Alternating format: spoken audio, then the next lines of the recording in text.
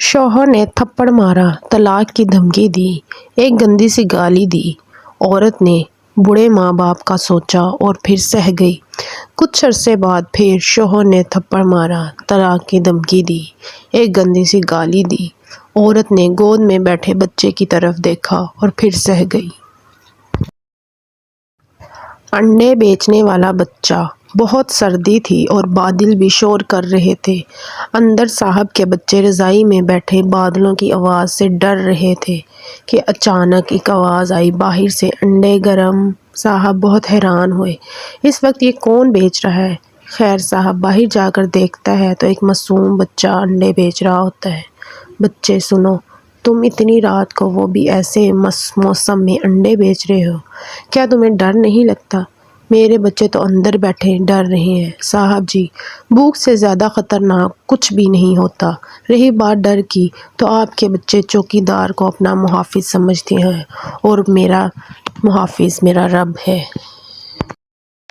خاندانی لوگوں کا وقت بدلتا ہے، معیار نہیں۔ بد نسلوں کی قسمت بدلتی ہے، اوقات نہیں۔ حضرت علی، لوگوں سے انتقام مت لیا کرو، خراب پھل خود ہی درختوں سے گر جایا کرتے ہیں۔ اگر کوئی بلا وجہ آپ کا دشمن بن جائے تو مان لیجیے آپ میں کچھ خاص ہے، سامنے والا حسد کا شکار ہے۔ جھوٹی شان کے پرندے ہی زیادہ پھڑ پھڑاتے ہیں، خاندانی بازوں کی اڑان میں کبھی آواز نہیں ہوتی۔ نہ جواب دے نہ سوال کر، مجھے چھوڑ دے میرے حال پر، تجھے کیا ملے گا تو ہی بتا، مجھے یوں الجھنوں میں ڈال کر۔ جب لوگ دل سے اترتے ہیں تب ان سے بات کرنا تو دور کی بات، ان کی شکل دیکھنے کا بھی دل نہیں چاہتا۔ لوگوں کو معاف کرنا آتا ہے مگر دل میں دوبارہ جگہ دینا نہیں آتا۔ بے نسلے لوگوں کی سب سے بڑی نشانی یہ ہوتی ہے کہ تم انہیں جتنی زیادہ عزت دو گے وہ تمہیں اتنی ہی تکلیف دیں گے۔ اونچائی حاصل کرنا چاہتے ہو تو باز بنو، دھوکے باز نہیں۔ کام کرنے والوں کی قدر کرو، کان بھرنے والوں کی نہیں۔ دنیا کا سب سے مشکل کام اپنوں میں اپنا ڈھونڈنا۔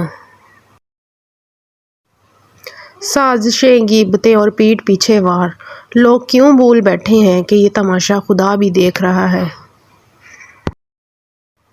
قرآن کہتا ہے لوگوں کی سازشیں آپ کا کچھ نہیں بگاڑ سکتی۔ قرآن کہتا ہے تمہارا رب بہترین چال چلنے والا ہے۔ لا ترجو الی ربک، اپنے رب کے علاوہ کسی سے امید مت رکھو۔ امید کبھی مت چھوڑنا، کمزور تمہارا وقت ہے، رب نہیں۔ اللہ کہتا ہے قالا لا تخافا اننی معکما اسمع، رو نہیں میں تمہارے ساتھ ہوں، سن بھی رہا ہوں اور دیکھ بھی رہا ہوں۔ سورہ یوسف ہمیں سکھاتی ہے اللہ تمہیں انہی لوگوں کے سامنے دوبارہ کھڑا کرے گا جنہوں نے تمہیں توڑا تھا، مگر اس وقت تمہارا معیار اور مقام الگ ہوگا۔ اور تقدیر اللہ کے ایک اشارے پر بدل جایا کرتی ہے، تم یقین تو رکھو وہ بہتر لے کر بہترین دے گا۔ انسان اور اس کی دولت، جب تم پر مٹی ڈال کر تمہارا منہ اور زبان زمین کے 1.5 فٹ نیچے دفن کر دیا جائے گا تو تمہارے پاس اپنے ایمان کے علاوہ کچھ نہیں ہوگا کہ جو تمہیں بچا سکے۔ سنو، کیا تم سوچتے ہو جو چاہو گے فوراً مل جائے گا؟